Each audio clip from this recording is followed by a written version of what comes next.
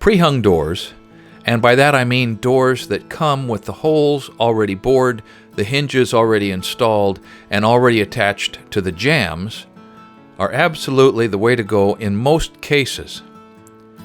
Now, I've been buying my doors from Garrett's Building Supply for 27 years, and I highly recommend that you find a full-service building supply company and use their millwork department because of the heartache that it will save you to have a real pro helping navigate the complexities and options of ordering doors. We will do a dedicated video on ordering doors someday, but for now I want to give a big shout out to Linden Door Company for manufacturing, Alliance Door Products for assembling or pre-hanging, and Garrett's Building Supply for selling and delivering to us exactly the right doors, on time and on budget. When you're going to hang an interior door, there are two things right off the bat that have to be verified. First, the width of your opening. Second, the width of your door. Pre-hung door. In this case, a solid core, pre-hung left-hand door. I have 2'8". 2 inches over call out is standard rough opening size for a door opening. This is a 2'6" door.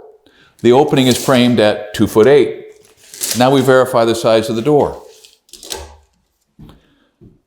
The jambs on this door are sturdy, they're thick, which means that the net size of this door to go into the opening is 2'7¼ I've only got 3/4 of an inch to play with in this opening. Let's hope that the opening's plumb. The next thing I do is make sure that the sides of the rough jamb are smooth, that the drywall's cut back.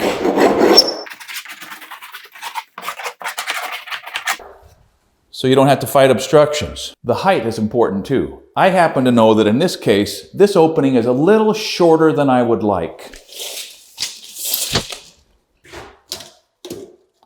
6'10". I should have framed that at 6'10½". The door is going to go in, but it's going to be a little low and the door may drag on the carpet. So before I start, I know that I need to hold this thing up all that I can. And I take the door out of the jamb.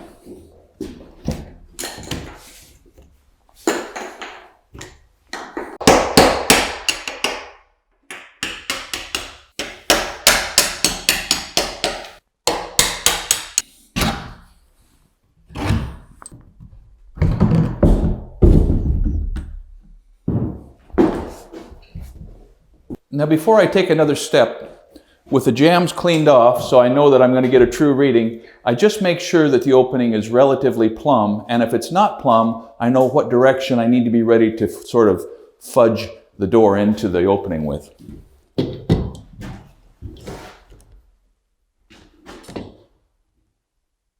Really good. Not quite so good. So in general, the bottom is going to be pulled away over towards the strike side on the legs and on the head. It's on the money. That gives me an idea of what I'm up against. Now, just to save a little struggle, I'm going to give myself a little relief on the length of these jamb legs.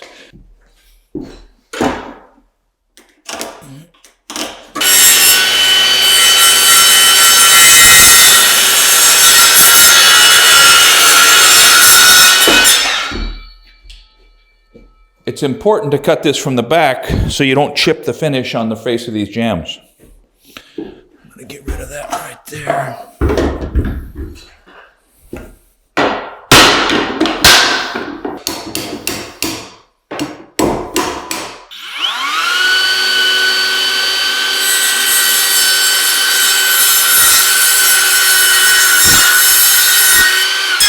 You're going to need shims. You're going to need a lot more shims than you think you're going to need. I've never had great luck with plastic shims. I prefer a wooden shim, and I start with a pair at the top and a pair at the bottom on the hinge side.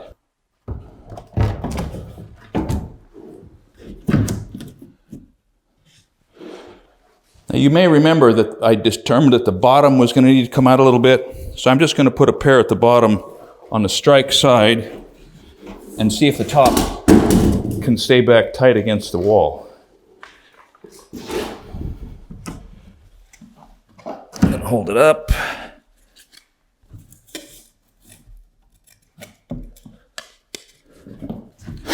Just below the bottom hinge,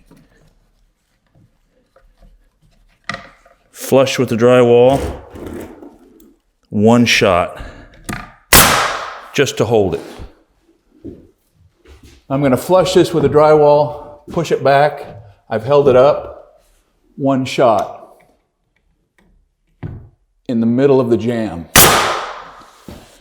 So it's not going anywhere. But just to be sure of that, I'm going to pull this up against the top, put one shot at the bottom. I like to start with the top hinge because I can reach it, roll the door over at an angle, it'll rest.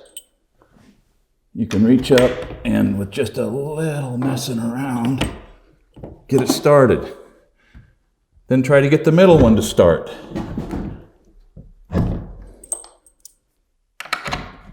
Drop the hinge in.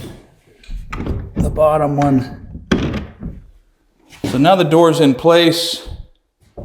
I can swing it shut and see that this has got to come way up. See that? I thought I had it up, but I don't. This can only be taken care of by either bringing this down or that up, and I'm going to bring that up a little bit. So I'm going to just arbitrarily decide that that probably is high enough and go over and put another couple of nails just to keep it at the right elevation.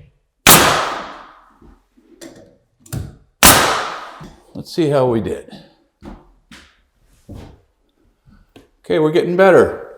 If I bring this down now, I'm going to be able to get that reveal nice. I feel a little hinge bind shaping up, but it's too early to worry about that.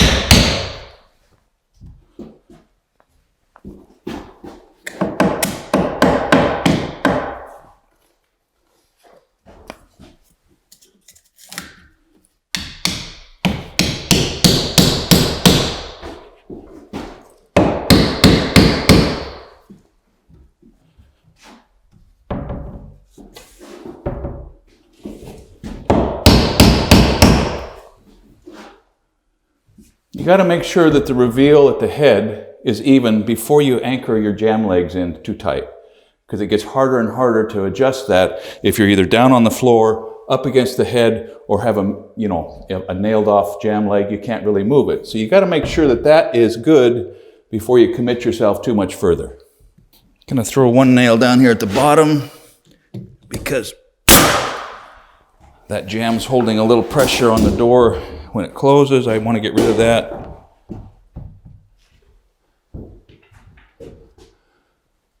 So right now the jamb is kind of just floating in the opening, and I want to verify a couple of things. I want to verify that I'm not getting any hinge bind. That is, the door doesn't have any pressure on it when it's in a closed position. I want to verify that we're getting close to being plumb already. And we are very close to being plumb.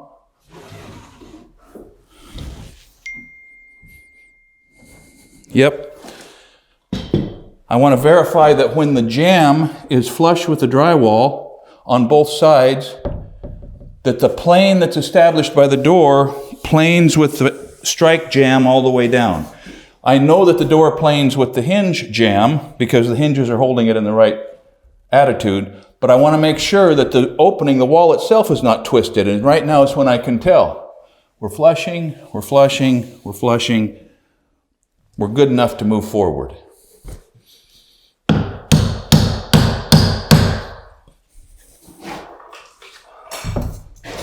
You concentrate your shims and your nails right at the locations of the hinges if you can, because the hinge is a part of the jamb that has to be really well secured to keep the door in place over time.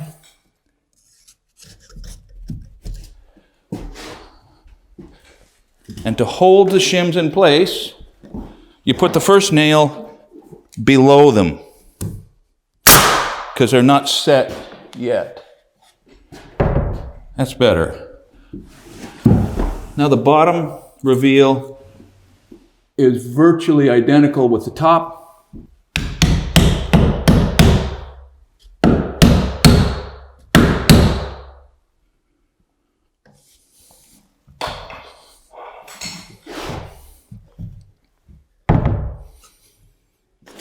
I'm going to start to lock the shims into position on this hinge side.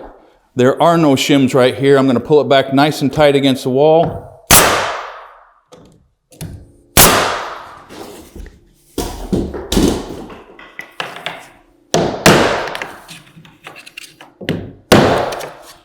And see what that looks like.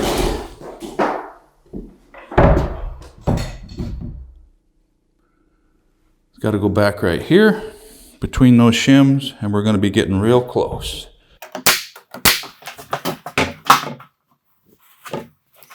All right, this is about 90% set. I'm going to lock those shims in, lock those shims in, and then start to concentrate on the strike side.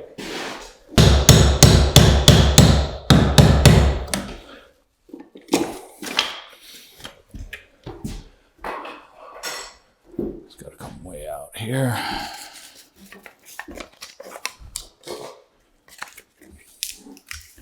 I put this pretty much right behind the striker because that's where the door is going to take some pounding.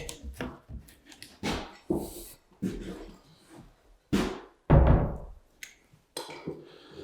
going to put some single nails in to hold those so they don't drop to the floor. Below the shims. Below the shims.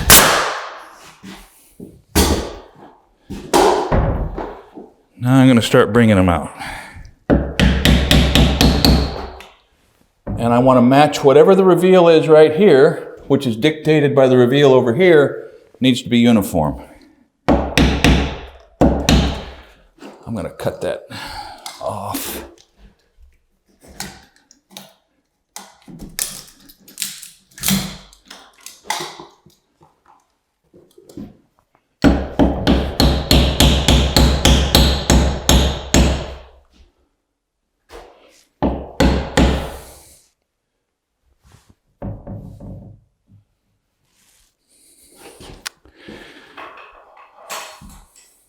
So now I step around onto the outside of the room to check the gap against the doorstop.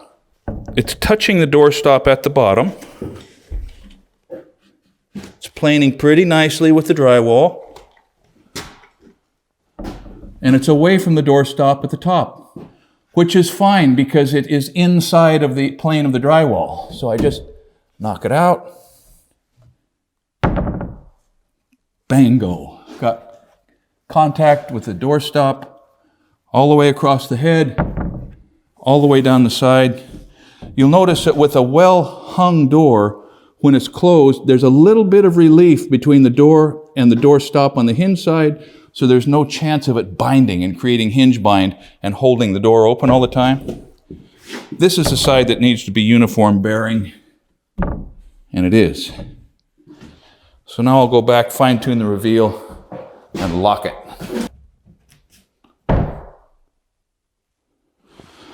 One nail below the shim pack.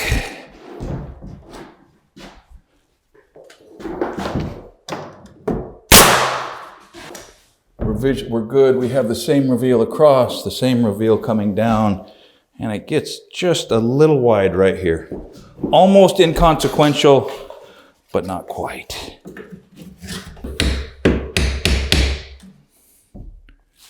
In general, the gap is going to be smaller against the hinge side than the strike side, because as the door comes by the edge of the jamb, can you see that if the door's not tapered, beveled, and this one is, the corner would tend to interfere? But this door is beveled. It's very well hung.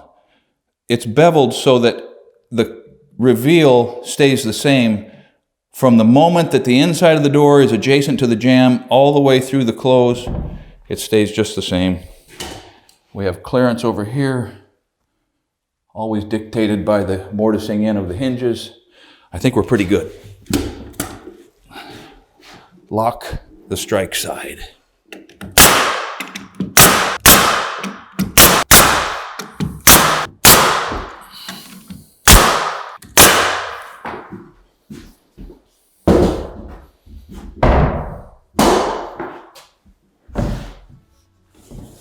The case will go right on. The door stays shut. The door stays open. I think it's hung. Dave stuck with me to case these doors and run the baseboard as well. The process is just like what you watched us do when we were casing the windows, with the added detail of holding the reveal from the edge of the jamb to the case far enough back to leave space for the hinges and strike plates. Now, just a note about putting the case on these openings and running the baseboard. You got to be sure that you know what the finished floor covering is going to be. In our case, in the upstairs, it's a level plush carpet on 9/16 rebond pad directly on the subfloor. And in the downstairs, it's a full 3/4 inch oak plank. This controls the distance that you leave from the bottom of the baseboard to the subfloor, and you better get it right.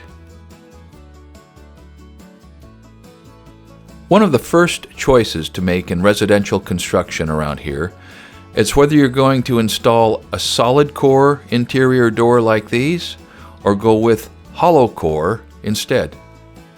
It's a choice primarily of where you are on your budget, because hollow core doors look good, they work just fine, and they will save you some money. But they feel and sound sort of low budget when they operate, when they close, and they just don't last as long.